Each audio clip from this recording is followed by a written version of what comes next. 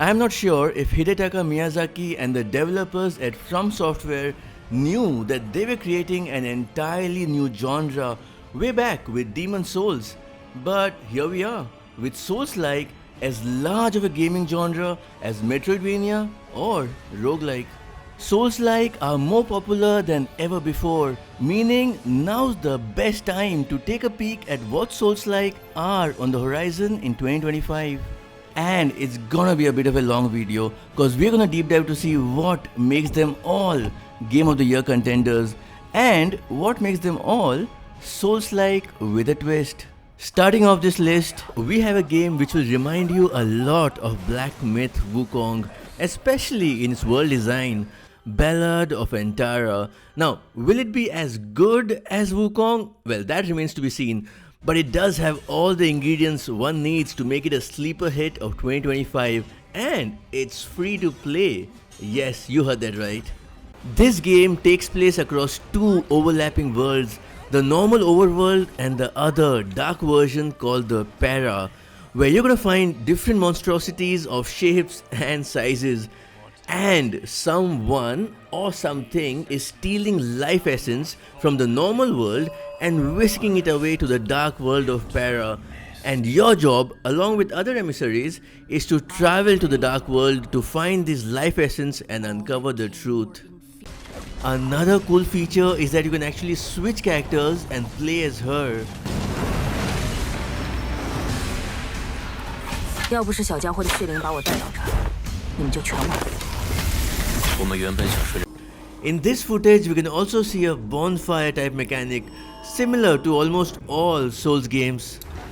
The boss fights look challenging and the exploration is filled with atmospheric tension, but I'm sure the free-to-play model will have its doubters.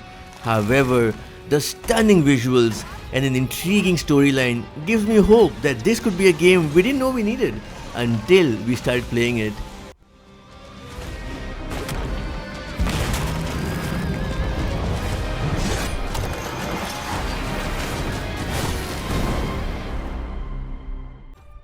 Moving on in this list, we are talking about a game which literally calls itself a Souls-like with a twist. Now I find that extremely refreshing. While most games distance themselves from calling itself a Souls-like, here we have a studio which is proud of it. But what's even more intriguing is that the twist that they talk about. The game we are talking about is Wuchang, Fallen Feathers. It's mine to command.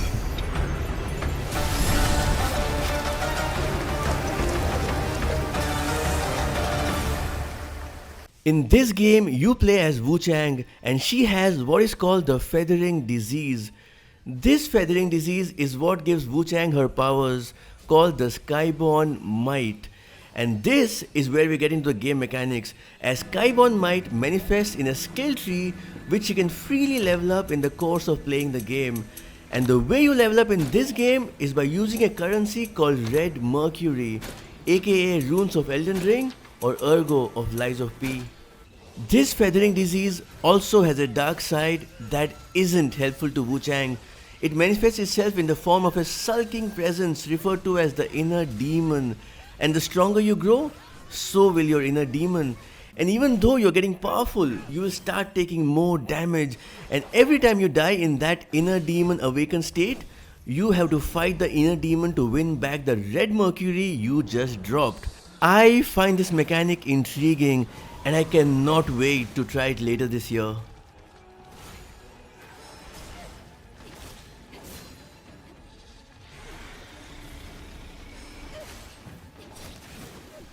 With regard to its gameplay, one thing you can notice straight away is the Lies of P or Sekiro parry system, which frankly I'm not mad about. Parry system is what made Lies of P so much fun and one of the best Souls-like. And hey, if it isn't broken, don't fix it.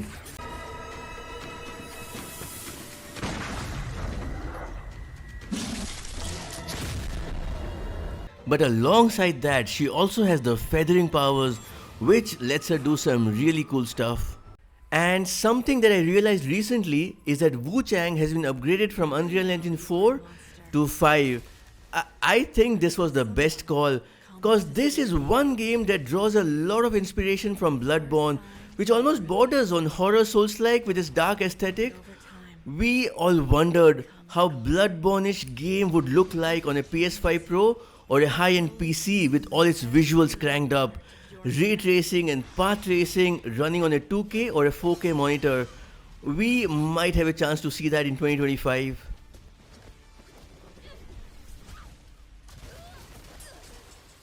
Where winds meet.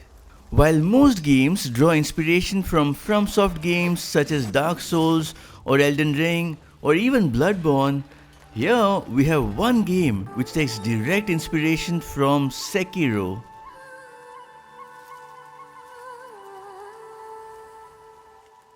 Ever wondered what will come off if a Sekiro style gameplay meets open world? Well, we will have Where Winds Meet. Explore ancient China's 5 dynasties and 10 kingdoms era, where you explore a land ravaged by war and territorial disputes.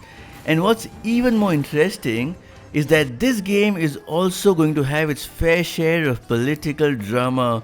So I'm expecting a good story as well, something that's important for an open world game. And what you choose will have consequences, more so in this game than most others, as this was something that was quite highlighted in many of the dev interviews. This is also one open world that seems to have hit the mark with its lively cities, majestic wilderness and mysterious caves and canyons with a rich day and night cycle. And even though it's not shown in the trailers, I do expect this game to have over the top castles which you can explore for some amazing hidden treasures. You will also have a range of weapons to play with, from a spear to long swords, twin blades, broadsword and much more. Unlock epic techniques like acupuncture hitting, lion's roar, merciful picking and tai chi, which I am sure we will learn more about in upcoming dev talks. You also get a lethal bow and arrow for ranged attacks, and from what I have seen, this game also has a functioning stealth mechanic.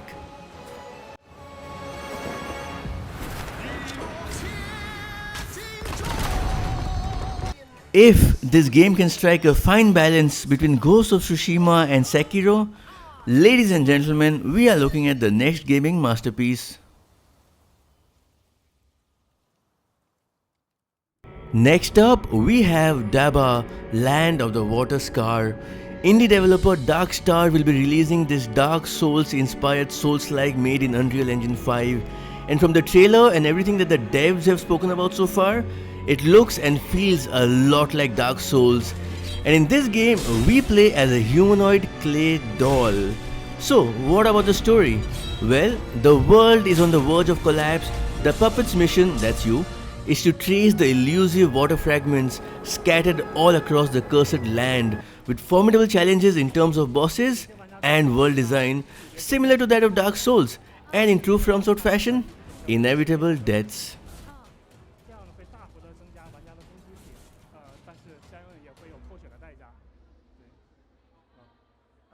This game features a variety of landscapes, including abandoned ruins, a magnificent ancient city, gloomy prison, vast rift valley, expansive snowfield, deadly forest, and a floating city. That's interesting. At its core, the game's premise may seem straightforward. The world faces imminent peril, and the player, embodying the role of a humanoid clay puppet, may seek an elemental aura that holds the key to salvation. However, the complexity of the journey promises much more than meets the eye. Unfortunately though, there is not much to talk about this game, so when I do find some more details, I will add it in the description, or if it's interesting enough, make another video talking about it.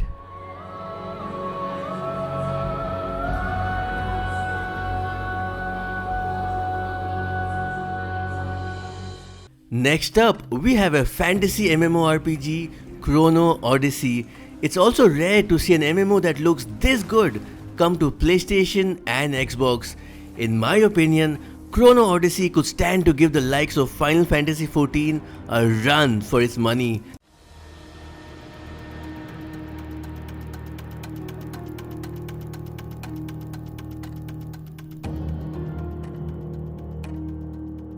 N-Pixel and Chrono Studios MMO has been hotly anticipated since it was first revealed, with its stunning visuals and diverse combat getting tongues wagging among the PS5 and Xbox Series X and S player base. Chrono Odyssey is set in the vast world of Setara, which is entrenched in an eternal war against the Void, a war that's lasted as long as time itself.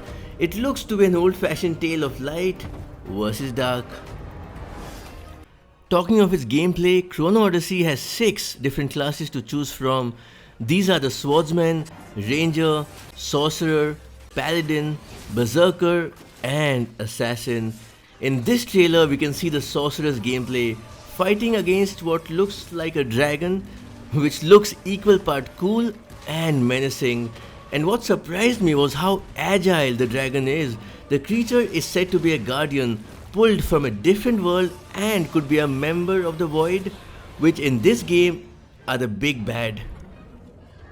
Next up, we have the Paladin class, and judging by the color of its armor and some moves which are glowing golden, could mean they do holy damage. We can also see the Assassin class here, where you switch between a close range dual wielding weapon to a shotgun type weapon. How cool is that? But, what was most interesting, which is something that I saw in the trailer, is that you can actually switch classes mid-fight, as you can see here, where a Paladin class in fight changes into a Sorcerer. Wait, what? What's also looking hot are these animations surrounding the classes. As you can see, the Sorcerer flipping pages to find the right spell to use it on her enemy. An enemy which looks like it's taken right out of the Monster Hunter series. But what really changes the Souls-like formula compared to others is that in this game you can manipulate time and space. You'll be able to stop time, rewind time, and even, get this, explore other timelines. Wow, I am so keeping my fingers crossed for this one.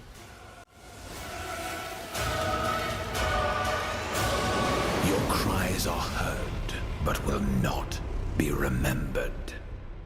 Next up, we have a Souls-like action game from a Korean studio called Project Cloud. Now initially when the first teaser launched, I wasn't too sold on this game, but then they released a gameplay demo and damn, this game quickly became my top 5 most anticipated games of 2025.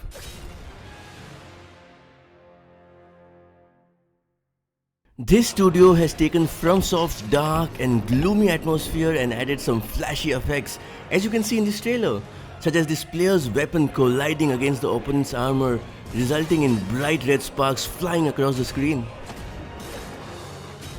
Let's talk storyline. The setting of this game is in a place called Arsiltus.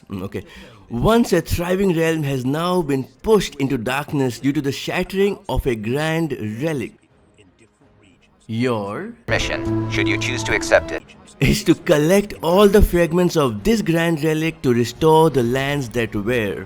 Yeah, pretty standard storyline. Okay, let's talk weapons. And who better to explain that than the devs themselves? There are 5 types of weapons that players can choose, from which form the basis of the action.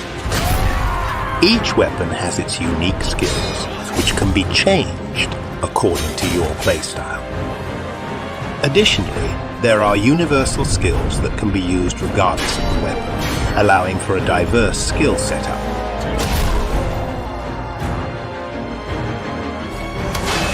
One-handed weapons and shields are specialized for integrated offense and defense, offering balanced gameplay. Shields provide stable protection, while one-handed weapons subdue enemies in front. Longswords possess a long reach and strong attack power. Special attacks activate an attack power buff, inflicting significant damage on enemies. Daggers enable rapid consecutive attacks, emphasizing agility. Players can skillfully dodge an attack, leading the combat flow. Battle staffs equipped with long reach employ gravity magic. While their attack speed is slow, each successful hit reduces the cooldown of skills.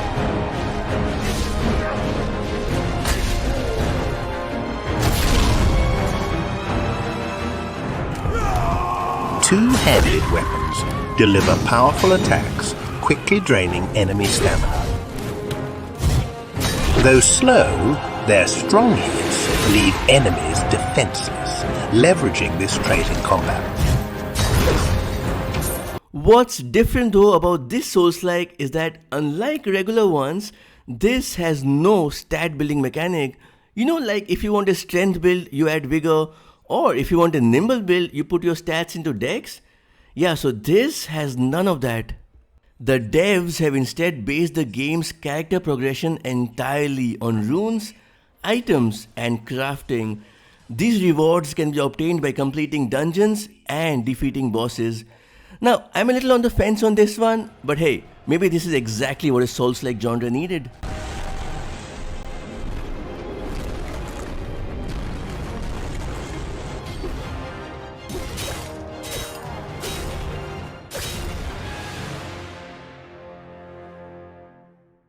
AI is the talk of the town at the moment, and how can gaming be left behind?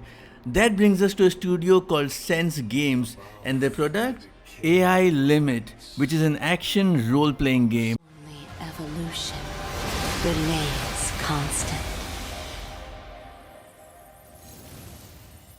AI Limit is set in an alternate universe in a mysterious post-apocalyptic world.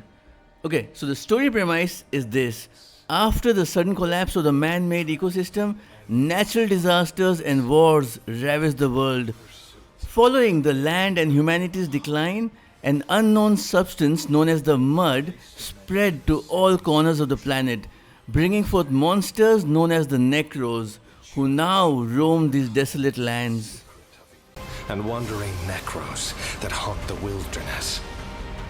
Their might rivals that of gods, as they unleash the inferno of war.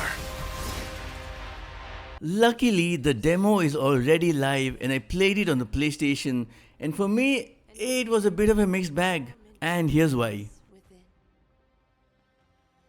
In AI Limit, you play as Arisa, a blader with amnesia who is tasked with repairing branches, which is actually equivalent to lighting bonfires, in hopes of regaining her lost memories. Confused? Yeah, me too. There is no character creator and there are no classes to choose from. Well, at least not up till where I played. But you do get a choice between 3 starter weapons after you light your first bonfire. The gameplay is pretty Soul standard. You have your R1 light and R2 heavy attack, bonfires with respawning enemies, Estus flask equivalent, etc, etc. You know the drill. However, there is this one thing where players will have to get used to very quickly, and that's the concept of sync bar instead of the regular stamina bar, and dodging and attacking doesn't cost you anything, which makes sense, right? You are an advanced AI being after all. Okay, so this sync bar goes from 0 to 100% and is divided into 4 levels. I forgot the exact values, but it's something like 0, 30, 70 and 100%, I think, which determines how much damage you deal with every attack. Whenever you attack an enemy, the sync bar gets filled up. The higher the percentage level of the sync bar, the more damage you're gonna deal, while at the lowest level of 0%, you enter a weakened state. Now, the tricky part is that while attacking and dodging is free, your spells, weapon skills, shield and parry have a sync bar cost. For example, your range spell costs 25% of your sync bar. A parry attempt, whether successful or not, costs 10%. It's an interesting mechanic, as it sometimes forces you to choose between a stronger physical attack or getting rid of that annoying ranged enemy that's been sniping you while you're trying to fight the big dude with the stick. So, in a scenario where you clear the ranged attacker, your next few attacks on the big dude will hit like a wet doodle. Interesting, right?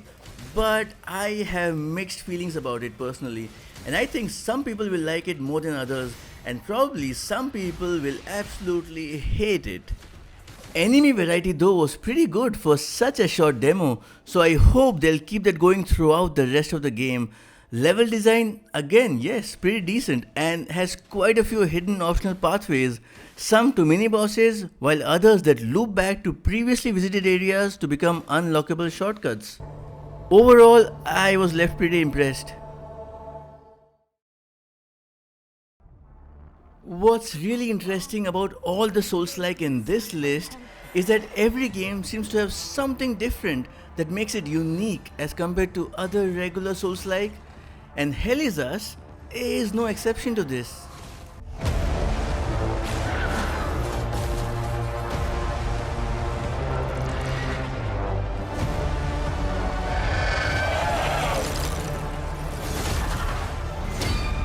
Hell Is Us is an action-adventure game that doesn't want to point you to every objective with a shiny banner. The game has no map, no compass, and no quest markers. The game's creative director Jonathan Jack tells us in a PlayStation blog that he likes to call this player platering, the opposite of handling you everything on a silver platter. In essence, he means you'll have to pay attention to dialogue, items you pick up, and environmental clues to determine where you're going and what you're doing. Something like Elden Ring, but more so like the first Dark Souls. The game wants you to get lost in search of your quests, and when you do reach where you intended to, the game rewards you with some very rich rewards. And I simply cannot wait to try out this game just for this one feature. And I think it's a very clever mechanic to get players completely engrossed in the world that they are in, because you are always trying to remember where you went, how you got to where you are, in case you need to backtrack. In this day and age where games hold your hands more and more with a hands-on approach by having HUDs all over your screen and showing you 100 tutorials, this game is just the opposite. You need to put your big boy pants on, as this game is completely hands-off, lets you explore at your own pace and do what you wanna do. But if a game is high on exploration, it has to be high on story as well, which is what made Death Stranding such a standout game. No pun intended. Okay, so the story, right? So when you were really young, you were smuggled out of your own city, and now, many years later, you have returned home to find out what happened to your presumably dead parents. While you make your way through this town, you suddenly encounter a monster. Your handgun is going to be completely useless against it, but you are suddenly saved by a mysterious hunter wielding a cyber sword and a drone. Good news for me, worse news for the hunter, who is dealt with a fatal blow during this clash. The game is set in a war-torn country which also faces a supernatural incursion, giving serious Death Stranding vibes in the process. Armed with various melee weapons, a drone, and magic powers to match the monsters, players need to make their way through this post-apocalyptic land. And from what I've heard so far, this game's storytelling will take you in directions you never expected.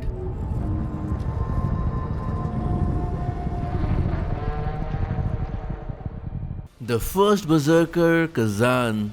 This game is only 2 weeks away from its release, and from my time playing the demo, this could potentially be the game of the year.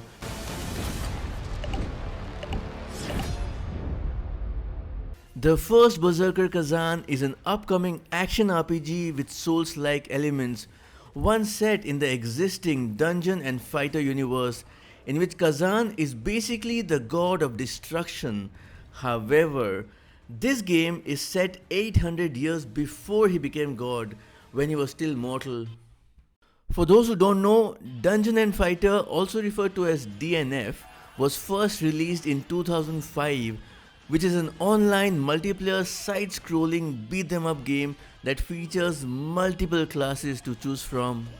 So now coming to this game and its timeline, his conquests, including the defeat of the Berserk dragon Hismar, a terror upon the Pel-Los Empire, won him great respect from the Empire's commoners.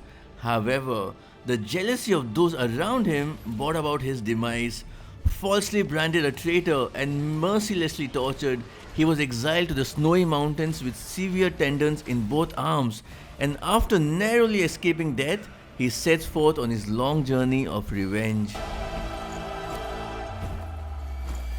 Okay, with the lore done, and I really wanted to talk about it because I think that'll make playing this game even more fun when it releases on the 27th of this month. Let's talk gameplay, and having played the demo, there's a lot to discuss. The combat of this game is all about being smart about stamina. Running out of stamina will see Khazan enter a state of exhaustion, during which he is completely vulnerable to attacks. This game has two types of enemies. One is stamina based and the other is fortitude based. One effective way to defeat stamina based enemies is to bait an enemy into depleting their stamina before attacking. Now say if the enemy is defensive minded and starts guarding, what you want to do is do one heavy blow to deplete most or all of the stamina in one go, then proceed with punishing them in their exhausted state. Then we have the fortitude based enemies, a special breed of monsters without a stamina bar. The only way to force them into a state of exhaustion is to deplete their fortitude through attacks.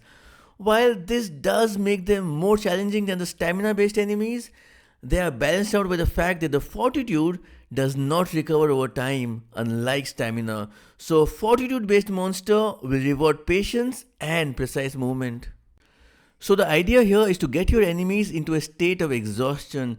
And why is that, you ask? Well, once an enemy enters into a state of exhaustion, your next course of action is to use a so-called brutal attack to maximize damage. And this, my friends, is the recipe for success for most bosses in Khazan, the first Berserker. Let's talk weapons. And broadly speaking, there are three types of weapons for you to choose, and each having its own skill tree you can upgrade to make it more powerful. And what stat you choose to upgrade is equally important for your weapon. For example, a spear is more dex weapon, so you want to put your points into dex scaling. So the first weapon type is dual wield, which has skills focused on complete frenzy, forcing you into a ruthless and fast-paced slice and dice playstyle. Then we have the great sword, deals massive damage with charge attacks, and as you progress further into the game, the charge attacks become faster and more powerful. Lastly, the spear is the most dexterous of the three, designed for long reach and chain moves together to create infinite combos until you deplete all of your stamina. This game has one more mechanic, and that's called the spirit skills, which uses spirits instead of stamina, which can be very useful to keep the aggression up even if you're low on stamina. On a whole, this game reminds me a lot of Lords of the Fallen, and even though many people didn't agree to me at the time, Lies of P is a better game. In fact, it may be the best game of the year, but Lords of the Fallen was a better Souls game, and I feel the same could be the case with Khazan. And I know what I said is controversial, but for me, exploration and loot drops is a key Souls-like feature, and this game will see a lot of it, with exploration rewarding you with amazing loot drops. Now, I had to save the best for the last, because Lies of P was one of the best games of last year, and I have completed multiple playthroughs and I still can't get enough of it. Lies of P DLC was announced way back in 2023, right after the game's release, in a director's letter where he not only announced the DLC but also Lies of P 2.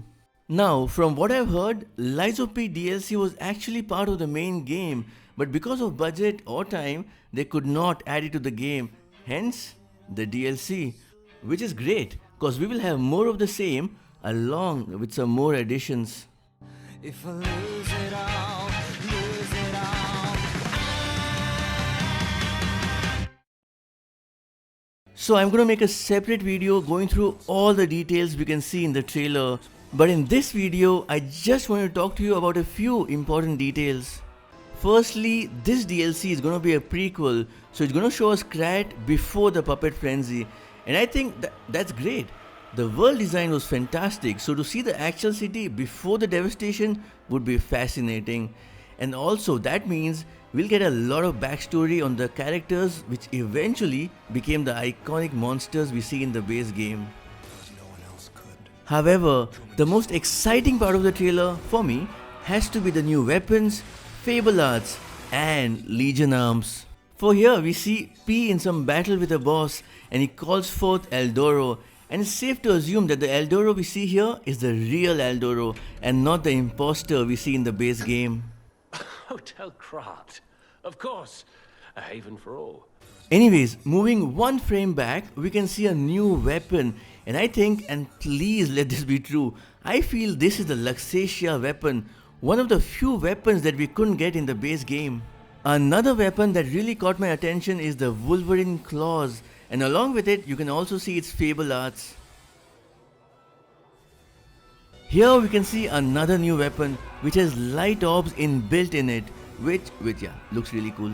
Here we can also see a new Legion arm, which is basically a bow and arrow setup. I think this DLC is finally giving some love to range attacks, which you can see in this double barrel shotgun type Legion arm as well. So those are some of the things I noticed in Lies of P Overture trailer, and that also concludes my list of the top 10 most anticipated Souls-like of 2025. Okay, enough from me. Now I want to hear from you.